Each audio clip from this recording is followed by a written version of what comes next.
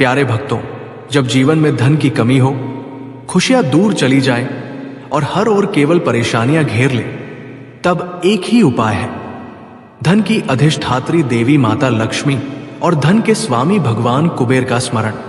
इनके पवित्र मंत्र का 108 बार श्रवण करने से व्यक्ति के जीवन में अद्भुत परिवर्तन आने लगता है। माता लक्ष्मी की कृपा से दरिद्रता दूर होती है और घरांगन में अपार सुख समृद्धि का वास होता है। भगवान कुबेर की अनंत कृपा से धन का सागर उमड़ पड़ता है।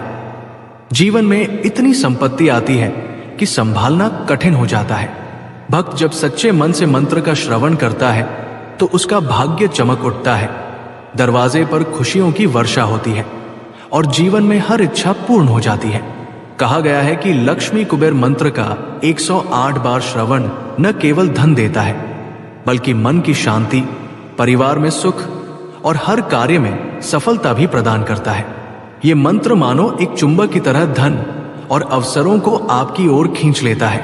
तो भक्तों, विश्वास और आस्था के साथ माता लक्ष्मी और भगवान कुबेर के इस अद्भुत मंत्र का श्रवण करें और देखें कैसे आपका जीवन कर्ज और कठिनाइयों से निकलकर खुशियों और अपार धन संपत्ति से भर उठता है। भक्तों, ये वीडियो अगर पसंद आई हो तो वीडियो को लाइक जरूर करें और हमारे चैनल श्री लक्ष्मी मंत्र को भी सब्सक्राइब कर लें। कमेंट में जय लक्ष्मी कुबेर अवश्य टाइप कर दीजिए। तो चलिए भगवान कुबेर और माता लक्ष्मी की विशेष कृपा पाने के लिए मंत्र 108 बार श्रवण करते हैं। ओम श्रीं ह्रीं क्लीं महालक्ष्म्यै कुबेराय नमः। ओम श्रीं ह्रीं क्लीं महालक्ष्म्यै कुबेराय नमः। ओम श्रीं ह्रीं क्लीं महालक्ष्म्यै कुबेराय नमः। ओम श्रीं ह्रीं क्लीं महालक्ष्म्यै कुबेराय नमः। ओम श्रीं ह्रीं क्लीं महालक्ष्म्यै कुबेराय नमः। ओम श्रीं ह्रीं क्लीं महालक्ष्म्यै कुबेराय नमः। ओम श्रीं ह्रीं क्लीं महालक्ष्म्यै कुबेराय नमः। ओम श्रीं ह्रीं क्लीं महालक्ष्म्यै कुबेराय नमः। ओम श्रीं ह्रीं क्लीं महालक्ष्म्यै कुबेराय नमः। ओम श्रीं ह्रीं क्लीं महालक्ष्म्यै कुबेराय नमः। ओम श्रीं ह्रीं क्लीं महालक्ष्म्यै कुबेराय नमः। ओम श्रीं ह्रीं क्लीं महालक्ष्म्यै कुबेराय नमः। ओम श्रीं ह्रीं क्लीं महालक्ष्म्यै कुबेराय नमः। ओम श्रीं ह्रीं क्लीं महालक्ष्म्यै कुबेराय नमः। ओम श्रीं ह्रीं क्लीं महालक्ष्म्यै कुबेराय नमः। ओम श्रीं ह्रीं क्लीं महालक्ष्म्यै कुबेराय नमः। ओम श्रीं ह्रीं क्लीं महालक्ष्म्यै कुबेराय नमः। ओम श्रीं ह्रीं क्लीं महालक्ष्म्यै कुबेराय नमः। ओम श्रीं ह्रीं क्लीं महालक्ष्म्यै कुबेराय नमः। ओम श्रीं ह्रीं क्लीं महालक्ष्म्यै कुबेराय नमः। ओम श्रीं ह्रीं क्लीं महालक्ष्म्यै कुबेराय नमः। ओम श्रीं ह्रीं क्लीं महालक्ष्म्यै कुबेराय नमः। ओम श्रीं ह्रीं क्लीं महालक्ष्मये कुबेराय नमः। ॐ श्रीं ह्रीं क्लीं महालक्ष्मये कुबेराय नमः। ॐ श्रीं ह्रीं क्लीं महालक्ष्मये कुबेराय नमः। ॐ श्रीं ह्रीं क्लीं महालक्ष्मये कुबेराय नमः। ॐ श्रीं ह्रीं क्लीं महालक्ष्मये कुबेराय नमः। ॐ श्रीं ह्रीं क्लीं महालक्ष्मये कुबेराय नमः। ॐ श्रीं ह्रीं क्लीं महालक्ष्मये कुबेराय नमः। ॐ श्रीं ह्रीं क्लीं महालक्ष्मये कुबेराय नमः। ॐ श्रीं ह्रीं क्लीं महालक्ष्मये कुबेराय नमः। ॐ श्रीं ह्रीं क्लीं महालक्ष्मये कुबेराय नमः। ॐ श्रीं ह्रीं क्लीं महालक्ष्मये कुबेराय नमः। ॐ श्रीं ह्रीं क्लीं महालक्ष्मये कुबेराय नमः। ॐ श्रीं ह्रीं क्लीं महालक्ष्मये कुबेराय नमः। ॐ श्रीं ह्रीं क्लीं महालक्ष्मये कुबेराय नमः। ॐ श्रीं ह्रीं क्लीं महालक्ष्मये कुबेराय नमः। ॐ श्रीं ह्रीं क्लीं महालक्ष्मये कुबेराय नमः। ॐ श्रीं ह्रीं क्लीं महालक्ष्मये कुबेराय नमः। ॐ श्रीं ह्रीं क्लीं महालक्ष्मये कुबेराय नमः। ॐ श्रीं ह्रीं क्लीं महालक्ष्मये कुबेराय नमः। ॐ श्रीं ह्रीं क्लीं महालक्ष्मये कुबेराय नमः। ॐ श्रीं ह्रीं क्लीं महालक्ष्मये कुबेराय नमः। ॐ श्रीं ह्रीं क्लीं महालक्ष्मये कुबेराय नमः। ॐ श्रीं ह्रीं क्लीं महालक्ष्मये कुबेराय नमः। ॐ श्रीं ह्रीं क्लीं महालक्ष्मये कुबेराय नमः। ॐ श्रीं ह्रीं क्लीं महालक्ष्मये कुबेराय नमः। ॐ श्रीं ह्रीं क्लीं महालक्ष्मये कुबेराय नमः। ॐ श्रीं ह्रीं क्लीं महालक्ष्मये कुबेराय नमः। ॐ श्रीं ह्रीं क्लीं महालक्ष्मये कुबेराय नमः। ॐ श्रीं ह्रीं क्लीं महालक्ष्मये कुबेराय नमः।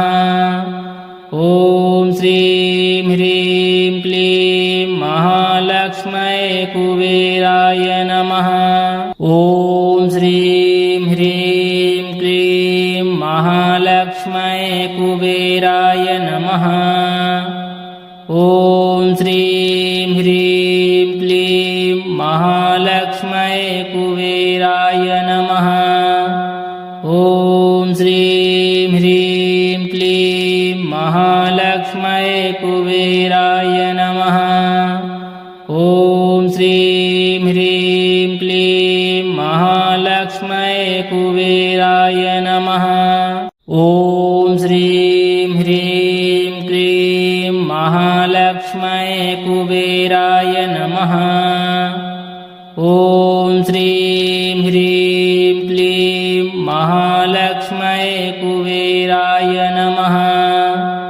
ॐ श्रीं ह्रीं क्लीं महालक्ष्मये कुबेराय नमः। ॐ श्रीं ह्रीं क्लीं महालक्ष्मये कुबेराय नमः। ॐ श्रीं ह्रीं क्लीं महालक्ष्मये कुबेराय नमः। ॐ श्रीं ह्रीं क्लीं महालक्ष्मये कुबेराय नमः। ॐ श्रीं ह्रीं क्लीं महालक्ष्मये कुबेराय नमः। ॐ श्रीं ह्रीं क्लीं महालक्ष्मये कुबेराय नमः। ॐ श्रीं ह्रीं क्लीं महालक्ष्मये कुबेराय नमः। ॐ श्रीं ह्रीं क्लीं महालक्ष्मये कुबेराय नमः। ॐ श्रीं ह्रीं क्लीं महालक्ष्मये कुबेराय नमः। ॐ श्रीं ह्रीं क्लीं महालक्ष्मये कुबेराय नमः। ॐ श्रीं ह्रीं क्लीं महालक्ष्मये कुबेराय नमः। ॐ श्रीं ह्रीं क्लीं महालक्ष्मये कुबेराय नमः। ॐ श्रीं ह्रीं क्लीं महालक्ष्मये कुबेराय नमः। ॐ श्रीं ह्रीं क्लीं महालक्ष्मये कुबेराय नमः।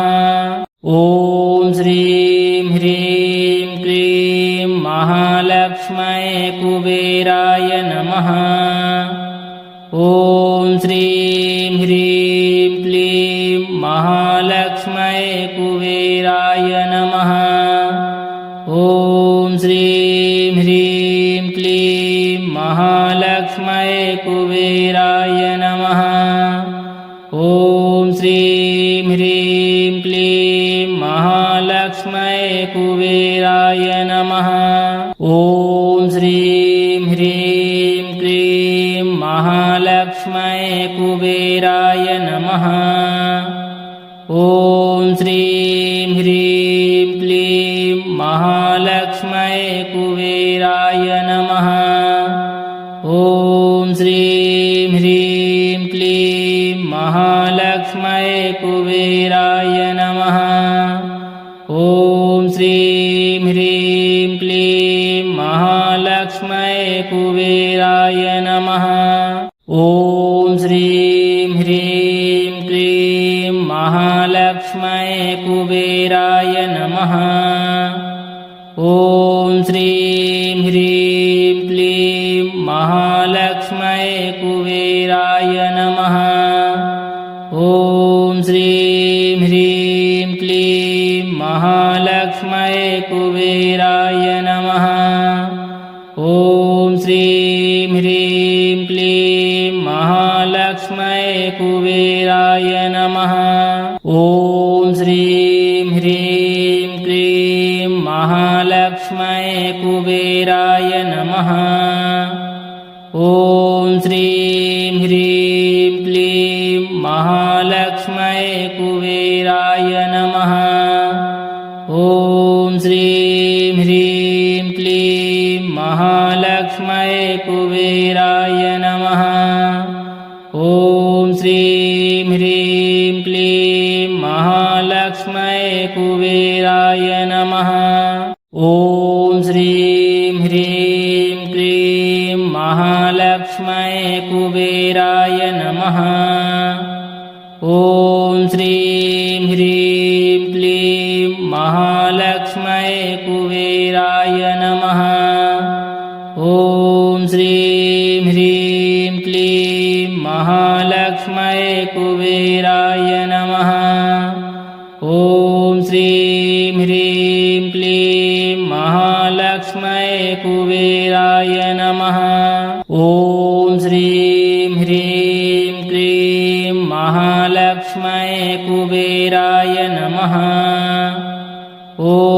श्रीं ह्रीं क्लीं महालक्ष्म्यै कुबेराय नमः।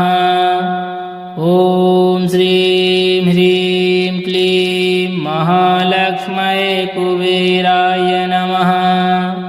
ॐ श्रीं ह्रीं क्लीं महालक्ष्म्यै कुबेराय नमः।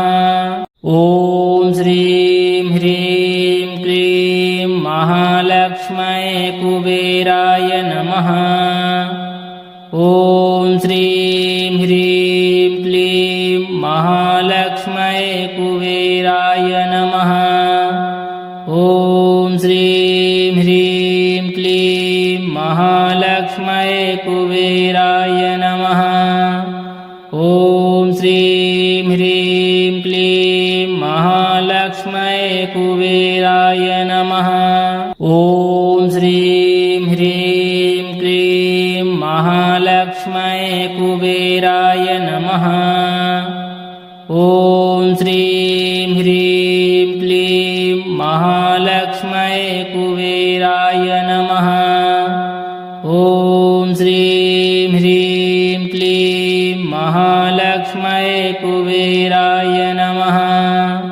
ॐ श्रीं ह्रीं क्लीं महालक्ष्म्यै कुबेराय नमः। ॐ श्रीं ह्रीं क्लीं महालक्ष्म्यै कुबेराय नमः। ॐ श्रीं ह्रीं क्लीं महालक्ष्म्यै कुबेराय नमः। ॐ श्रीं ह्रीं क्लीं महालक्ष्म्यै कुबेराय नमः। ॐ श्रीं ह्रीं क्लीं महालक्ष्म्यै कुबेराय नमः। ॐ श्रीं ह्रीं क्लीं महालक्ष्म्यै कुबेराय नमः। ॐ श्रीं ह्रीं क्लीं महालक्ष्म्यै कुबेराय नमः। ॐ श्रीं ह्रीं क्लीं महालक्ष्म्यै कुबेराय नमः। ॐ श्रीं ह्रीं क्लीं महालक्ष्म्यै कुबेराय नमः। ॐ श्रीं ह्रीं क्लीं महालक्ष्म्यै कुबेराय नमः। ॐ श्रीं ह्रीं क्लीं महालक्ष्म्यै कुबेराय नमः। ॐ श्रीं ह्रीं क्लीं महालक्ष्म्यै कुबेराय नमः। ॐ श्रीं ह्रीं क्लीं महालक्ष्म्यै कुबेराय नमः। ॐ श्रीं ह्रीं क्लीं महालक्ष्म्यै कुबेराय नमः। ॐ श्रीं ह्रीं क्लीं महालक्ष्म्यै कुबेराय नमः। ॐ श्रीं ह्रीं क्लीं महालक्ष्म्यै कुबेराय नमः। ॐ श्रीं ह्रीं क्लीं महालक्ष्म्यै कुबेराय नमः। ॐ श्रीं ह्रीं क्लीं महालक्ष्म्यै कुबेराय नमः। ॐ श्रीं ह्रीं क्लीं महालक्ष्म्यै कुबेराय नमः। ॐ श्रीं ह्रीं क्लीं महालक्ष्म्यै कुबेराय नमः। ॐ श्रीं ह्रीं क्लीं महालक्ष्म्यै कुबेराय नमः। ॐ श्रीं ह्रीं क्लीं महालक्ष्म्यै कुबेराय नमः। ॐ श्रीं ह्रीं क्लीं महालक्ष्म्यै कुबेराय नमः। ॐ श्रीं ह्रीं क्लीं महालक्ष्म्यै कुबेराय नमः। ॐ श्रीं ह्रीं क्लीं महालक्ष्म्यै कुबेराय नमः। ह्रीं क्लीं महालक्ष्मये कुबेराय नमः। ॐ श्रीं ह्रीं क्लीं महालक्ष्मये कुबेराय नमः। ॐ श्रीं ह्रीं क्लीं महालक्ष्मये कुबेराय नमः। ॐ श्रीं ह्रीं क्लीं महालक्ष्मये कुबेराय नमः। ॐ श्रीं ह्रीं क्लीं महालक्ष्मये कुबेराय नमः। ॐ श्रीं ह्रीं क्लीं महालक्ष्मये कुबेराय नमः। ॐ श्रीं ह्रीं क्लीं महालक्ष्मये कुबेराय नमः। ॐ श्रीं ह्रीं क्लीं महालक्ष्मये कुबेराय नमः। ॐ श्रीं ह्रीं क्लीं महालक्ष्मये कुबेराय नमः। ॐ श्रीं ह्रीं क्लीं महालक्ष्मये कुबेराय नमः। ॐ श्रीं ह्रीं क्लीं महालक्ष्मये कुबेराय नमः। ॐ श्रीं ह्रीं क्लीं महालक्ष्मये कुबेराय नमः। ॐ श्रीं ह्रीं क्लीं महालक्ष्मये कुबेराय नमः। ॐ श्रीं ह्रीं क्लीं महालक्ष्मये कुबेराय नमः। ॐ श्रीं ह्रीं क्लीं महालक्ष्मये कुबेराय नमः। ॐ श्रीं ह्रीं क्लीं महालक्ष्मये कुबेराय नमः।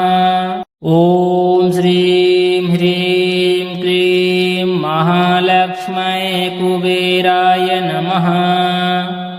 ॐ श्रीं ह्रीं क्लीं महालक्ष्मये कुबेराय नमः।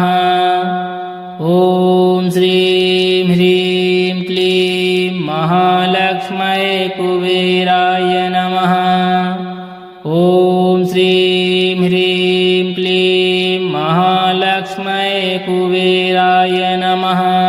ॐ श्रीं ह्रीं क्लीं महालक्ष्मये कुबेराय नमः।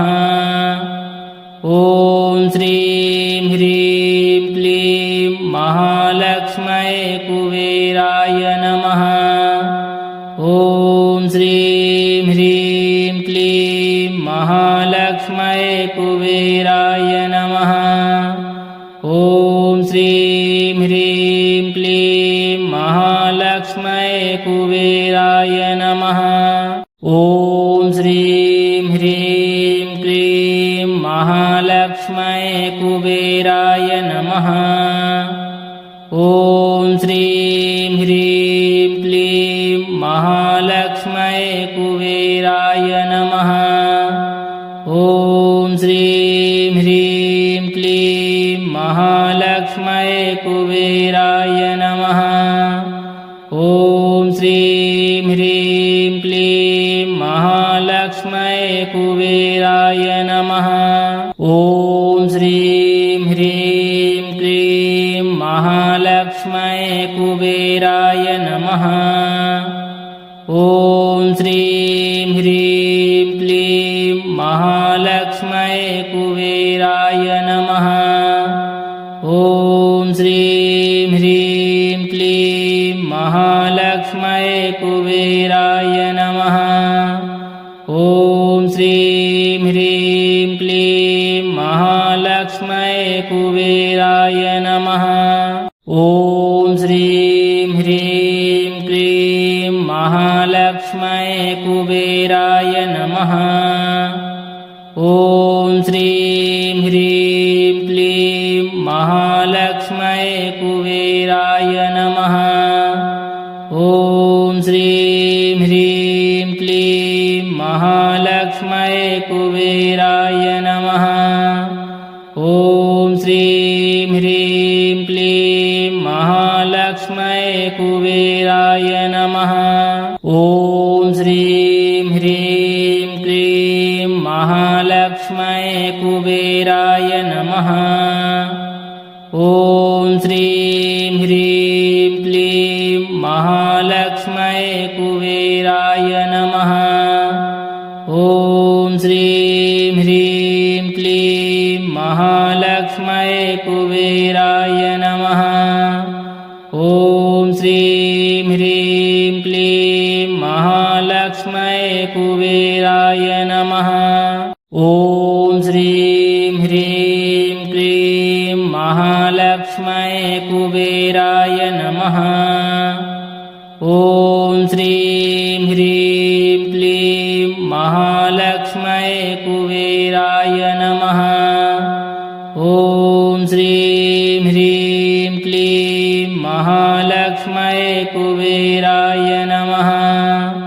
ॐ श्रीं ह्रीं क्लीं महालक्ष्म्यै कुबेराय नमः।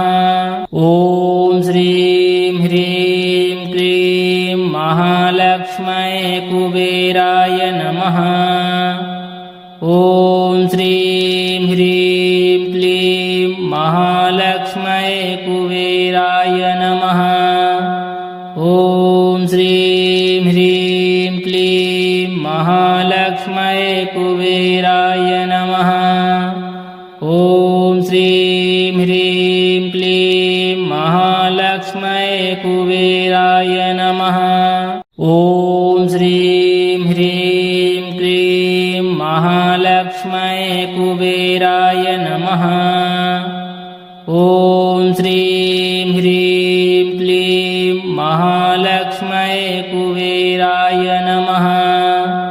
ॐ श्रीं ह्रीं क्लीं महालक्ष्म्यै कुबेराय नमः।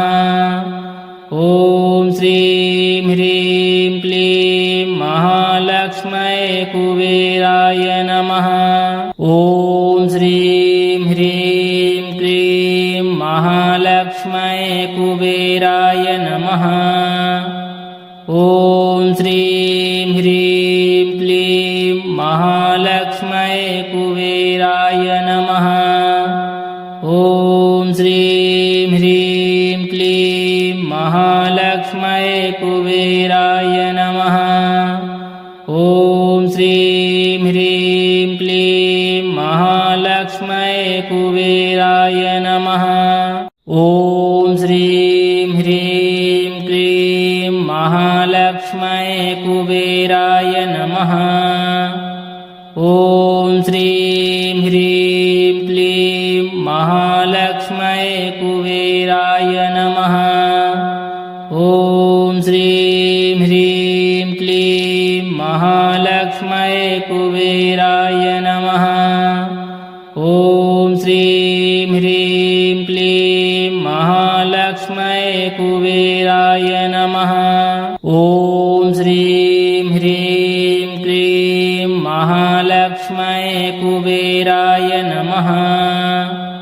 ॐ श्रीं ह्रीं क्लीं महालक्ष्म्यै कुबेराय नमः। ॐ श्रीं ह्रीं क्लीं महालक्ष्म्यै कुबेराय नमः।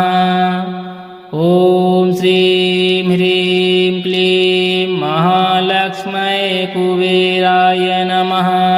ॐ श्रीं ह्रीं क्लीं महालक्ष्म्यै कुबेराय नमः। ॐ श्रीं ह्रीं क्लीं महालक्ष्म्यै कुबेराय नमः। ॐ श्रीं ह्रीं क्लीं महालक्ष्म्यै कुबेराय नमः। ॐ श्रीं ह्रीं क्लीं महालक्ष्म्यै कुबेराय नमः। ॐ श्रीं ह्रीं क्लीं महालक्ष्म्यै कुबेराय नमः। ॐ श्रीं ह्रीं क्लीं महालक्ष्म्यै कुबेराय नमः। नमः। ॐ श्रीं ह्रीं क्लीं महालक्ष्मये कुबेराय नमः। ॐ श्रीं ह्रीं क्लीं महालक्ष्मये कुबेराय नमः। ॐ श्रीं ह्रीं क्लीं महालक्ष्मये कुबेराय नमः। ॐ श्रीं ह्रीं क्लीं महालक्ष्मये कुबेराय नमः। ॐ श्रीं ह्रीं क्लीं महालक्ष्मये कुबेराय नमः। ॐ श्रीं ह्रीं क्लीं महालक्ष्मये कुबेराय नमः। ॐ श्रीं ह्रीं क्लीं महालक्ष्मये कुबेराय नमः। ॐ श्रीं ह्रीं क्लीं महालक्ष्मये कुबेराय नमः। ॐ श्रीं ह्रीं क्लीं महालक्ष्मये कुबेराय नमः। ॐ श्रीं ह्रीं क्लीं महालक्ष्मये कुबेराय नमः। ॐ श्रीं ह्रीं क्लीं महालक्ष्मये कुबेराय नमः। ॐ श्रीं ह्रीं क्लीं महालक्ष्मये कुबेराय नमः। ॐ श्रीं ह्रीं क्लीं महालक्ष्मये कुबेराय नमः। ॐ श्रीं ह्रीं क्लीं महालक्ष्मये कुबेराय नमः। ॐ श्रीं ह्रीं क्लीं महालक्ष्मये कुबेराय नमः। ॐ श्रीं ह्रीं क्लीं महालक्ष्मये कुबेराय नमः। ॐ श्रीं ह्रीं क्लीं महालक्ष्मये कुबेराय नमः। ॐ श्रीं ह्रीं क्लीं महालक्ष्मये कुबेराय नमः। ॐ श्रीं ह्रीं क्लीं महालक्ष्मये कुबेराय नमः। ॐ श्रीं ह्रीं क्लीं महालक्ष्मये कुबेराय नमः। ॐ श्रीं ह्रीं क्लीं महालक्ष्मये कुबेराय नमः। ॐ श्रीं ह्रीं क्लीं महालक्ष्मये कुबेराय नमः। ॐ श्रीं ह्रीं क्लीं महालक्ष्मये कुबेराय नमः। ॐ श्रीं ह्रीं क्लीं महालक्ष्मये कुबेराय नमः। ॐ श्रीं ह्रीं क्लीं महालक्ष्मये कुबेराय नमः। ॐ श्रीं ह्रीं क्लीं महालक्ष्मये कुबेराय नमः। ॐ श्रीं ह्रीं क्लीं महालक्ष्मये कुबेराय नमः। ॐ श्रीं ह्रीं क्लीं महालक्ष्मये कुबेराय नमः। ॐ श्रीं ह्रीं क्लीं महालक्ष्मये कुबेराय नमः। ॐ श्रीं ह्रीं क्लीं महालक्ष्मये कुबेराय नमः। ॐ श्रीं ह्रीं क्लीं महालक्ष्मये कुबेराय नमः। ॐ श्रीं ह्रीं क्लीं महालक्ष्मये कुबेराय नमः। ॐ श्रीं ह्रीं क्लीं महालक्ष्मये कुबेराय नमः। ॐ श्रीं ह्रीं क्लीं महालक्ष्मये कुबेराय नमः।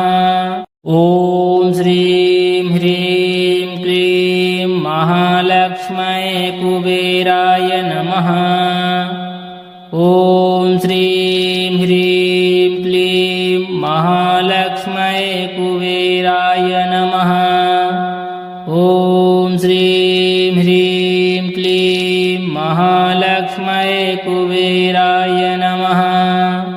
ॐ श्रीं ह्रीं क्लीं महालक्ष्मये कुबेराय नमः। ॐ श्रीं ह्रीं क्लीं महालक्ष्मये कुबेराय नमः। ॐ श्रीं ह्रीं क्लीं महालक्ष्मये कुबेराय नमः। ॐ श्रीं ह्रीं क्लीं महालक्ष्मये कुबेराय नमः। ॐ श्रीं ह्रीं क्लीं महालक्ष्मये कुबेराय नमः। ॐ श्रीं ह्रीं क्लीं महालक्ष्मये कुबेराय नमः। ॐ श्रीं ह्रीं क्लीं महालक्ष्मये कुबेराय नमः। ॐ श्रीं ह्रीं क्लीं महालक्ष्मये कुबेराय नमः। ॐ श्रीं ह्रीं क्लीं महालक्ष्मये कुबेराय नमः। ॐ श्रीं ह्रीं क्लीं महालक्ष्मये कुबेराय नमः। ॐ श्रीं ह्रीं क्लीं महालक्ष्मये कुबेराय नमः। ॐ श्रीं ह्रीं क्लीं महालक्ष्मये कुबेराय नमः। ॐ श्रीं ह्रीं क्लीं महालक्ष्मये कुबेराय नमः। ॐ श्रीं ह्रीं क्लीं महालक्ष्मये कुबेराय नमः। ॐ श्रीं ह्रीं क्लीं महालक्ष्मये कुबेराय नमः। ॐ श्रीं ह्रीं क्लीं महालक्ष्मये कुबेराय नमः। ॐ श्रीं ह्रीं क्लीं महालक्ष्मये कुबेराय नमः। ॐ श्रीं ह्रीं क्लीं महालक्ष्मये कुबेराय नमः। ॐ श्रीं ह्रीं क्लीं महालक्ष्मये कुबेराय नमः। ॐ श्रीं ह्रीं क्लीं महालक्ष्मये कुबेराय नमः। ॐ श्रीं ह्रीं क्लीं महालक्ष्मये कुबेराय नमः। ॐ श्रीं ह्रीं क्लीं महालक्ष्मये कुबेराय नमः। ॐ श्रीं ह्रीं क्लीं महालक्ष्मये कुबेराय नमः। ॐ श्रीं ह्रीं क्लीं महालक्ष्मये कुबेराय नमः। ॐ श्रीं ह्रीं क्लीं महालक्ष्मये कुबेराय नमः। ॐ श्रीं ह्रीं क्लीं महालक्ष्मये कुबेराय नमः। ॐ श्रीं ह्रीं क्लीं महालक्ष्मये कुबेराय नमः। ॐ श्रीं ह्रीं क्लीं महालक्ष्मये कुबेराय नमः। ॐ श्रीं ह्रीं क्लीं महालक्ष्मये कुबेराय नमः। ॐ श्रीं ह्रीं क्लीं महालक्ष्मये कुबेराय नमः। ॐ श्रीं ह्रीं क्लीं महालक्ष्मये कुबेराय नमः। ॐ श्रीं ह्रीं क्लीं महालक्ष्मये कुबेराय नमः। ॐ श्रीं ह्रीं क्लीं महालक्ष्मये महालक्ष्म्यै कुबेराय नमः। ॐ श्रीं ह्रीं क्लीं महालक्ष्म्यै कुबेराय नमः। ॐ श्रीं ह्रीं क्लीं महालक्ष्म्यै कुबेराय नमः। ॐ श्रीं ह्रीं क्लीं महालक्ष्म्यै कुबेराय नमः। ॐ श्रीं ह्रीं क्लीं महालक्ष्म्यै कुबेराय नमः। ॐ श्रीं ह्रीं क्लीं महालक्ष्म्यै कुबेराय नमः। ॐ श्रीं ह्रीं क्लीं महालक्ष्म्यै कुबेराय नमः। ॐ श्रीं ह्रीं क्लीं महालक्ष्म्यै कुबेराय नमः। ॐ श्रीं ह्रीं क्लीं महालक्ष्म्यै कुबेराय नमः। ॐ श्रीं ह्रीं क्लीं महालक्ष्म्यै कुबेराय नमः। ॐ श्रीं ह्रीं क्लीं महालक्ष्म्यै कुबेराय नमः। ॐ श्रीं ह्रीं क्लीं महालक्ष्म्यै कुबेराय नमः। ॐ श्रीं ह्रीं क्लीं महालक्ष्म्यै कुबेराय नमः। ॐ श्रीं ह्रीं क्लीं महालक्ष्म्यै कुबेराय नमः। ॐ श्रीं ह्रीं क्लीं महालक्ष्म्यै कुबेराय नमः। ॐ श्रीं ह्रीं क्लीं महालक्ष्म्यै कुबेराय नमः। ॐ श्रीं ह्रीं क्लीं महालक्ष्म्यै कुबेराय नमः। ॐ श्रीं ह्रीं क्लीं महालक्ष्म्यै कुबेराय नमः। ॐ श्रीं ह्रीं क्लीं महालक्ष्म्यै कुबेराय नमः। ॐ श्रीं ह्रीं क्लीं महालक्ष्म्यै कुबेराय नमः। ॐ श्रीं ह्रीं क्लीं महालक्ष्म्यै कुबेराय नमः। ॐ श्रीं ह्रीं क्लीं महालक्ष्म्यै कुबेराय नमः। ॐ श्रीं ह्रीं क्लीं महालक्ष्म्यै कुबेराय नमः। ॐ श्रीं ह्रीं क्लीं महालक्ष्म्यै कुबेराय नमः। ॐ श्रीं ह्रीं क्लीं महालक्ष्म्यै कुबेराय नमः। ॐ श्रीं ह्रीं क्लीं महालक्ष्म्यै कुबेराय नमः।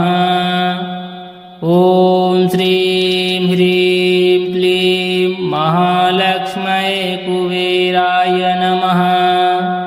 ॐ श्रीं ह्रीं क्लीं महालक्ष्म्यै कुबेराय नमः। ॐ श्रीं ह्रीं क्लीं महालक्ष्म्यै कुबेराय नमः। ॐ श्रीं ह्रीं क्लीं महालक्ष्म्यै कुबेराय नमः। ॐ श्रीं ह्रीं क्लीं महालक्ष्म्यै कुबेराय नमः। ॐ श्रीं ह्रीं क्लीं महालक्ष्म्यै कुबेराय नमः। ॐ श्रीं ह्रीं क्लीं महालक्ष्म्यै कुबेराय नमः। ॐ श्रीं ह्रीं क्लीं महालक्ष्म्यै कुबेराय नमः। ॐ श्रीं ह्रीं क्लीं महालक्ष्म्यै कुबेराय नमः। ॐ श्रीं ह्रीं क्लीं महालक्ष्मये कुबेराय नमः। ॐ श्रीं ह्रीं क्लीं महालक्ष्मये कुबेराय नमः। ॐ श्रीं ह्रीं क्लीं महालक्ष्मये कुबेराय नमः। ॐ श्रीं ह्रीं क्लीं महालक्ष्मये कुबेराय नमः। ॐ श्रीं ह्रीं क्लीं महालक्ष्मये कुबेराय नमः। ॐ श्रीं ह्रीं क्लीं महालक्ष्मये कुबेराय नमः। ॐ श्रीं ह्रीं क्लीं महालक्ष्मये कुबेराय नमः। ॐ श्रीं ह्रीं क्लीं महालक्ष्मये कुबेराय नमः। ॐ श्रीं ह्रीं क्लीं महालक्ष्मये कुबेराय नमः। ॐ श्रीं ह्रीं क्लीं महालक्ष्मये कुबेराय नमः। ॐ श्रीं ह्रीं क्लीं महालक्ष्मये कुबेराय नमः। ॐ श्रीं ह्रीं क्लीं महालक्ष्मये कुबेराय नमः। ॐ श्रीं ह्रीं क्लीं महालक्ष्मये कुबेराय नमः। ॐ श्रीं ह्रीं क्लीं महालक्ष्मये कुबेराय नमः। ॐ श्रीं ह्रीं क्लीं महालक्ष्मये कुबेराय नमः। ॐ श्रीं ह्रीं क्लीं महालक्ष्मये कुबेराय नमः। ॐ श्रीं ह्रीं क्लीं महालक्ष्मये कुबेराय नमः। ॐ श्रीं ह्रीं क्लीं महालक्ष्मये कुबेराय नमः। ॐ श्रीं ह्रीं क्लीं महालक्ष्मये कुबेराय नमः। ॐ श्रीं ह्रीं क्लीं महालक्ष्मये कुबेराय नमः। ॐ श्रीं ह्रीं क्लीं महालक्ष्मये कुबेराय नमः।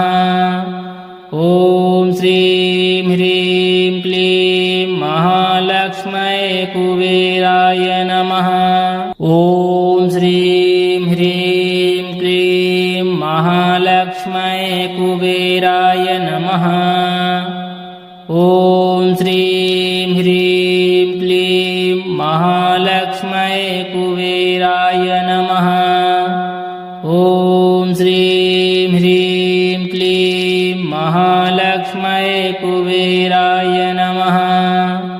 ॐ श्रीं ह्रीं क्लीं महालक्ष्मये कुबेराय नमः।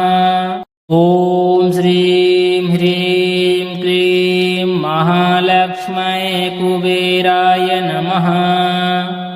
ॐ श्रीं ह्रीं क्लीं महालक्ष्मये कुबेराय नमः।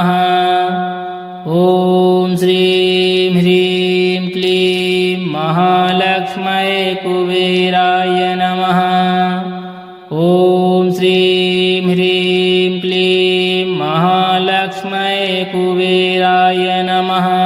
ॐ श्रीं ह्रीं क्लीं महालक्ष्मये कुबेराय नमः। ॐ श्रीं ह्रीं क्लीं महालक्ष्मये कुबेराय नमः। ॐ श्रीं ह्रीं क्लीं महालक्ष्मये कुबेराय नमः।